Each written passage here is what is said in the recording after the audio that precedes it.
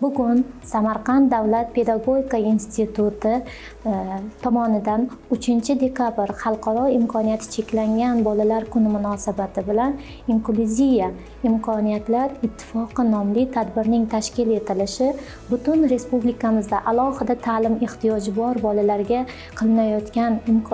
e'tiborning, imkoniyatlarning, shart-sharoitlarning kichik bir zarrasi desak bu mubolag'a bo'lmaydi. Darhaqiqat hozirgi vaqtda institutimizda alohida ta'lim ehtiyoji bor talabalarimizning tahsil olishi uchun barcha shart-sharoitlar yaratilgan, jumladan eshitish imkoniyati cheklangan talabalarimiz uchun surda tarjimon, ko'rish imkoniyati cheklangan talabalarimiz uchun esa tiflopedagog shtatlari ajratilgan va bu mutaxassislar bevosita talabalarimiz bilan ishlaydi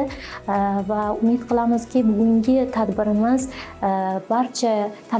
yoshlarimiz orasida imkoniyati cheklangan talabalarimizni ularning imkoniyatlari teng ekanligini yana bir bor isbotladi.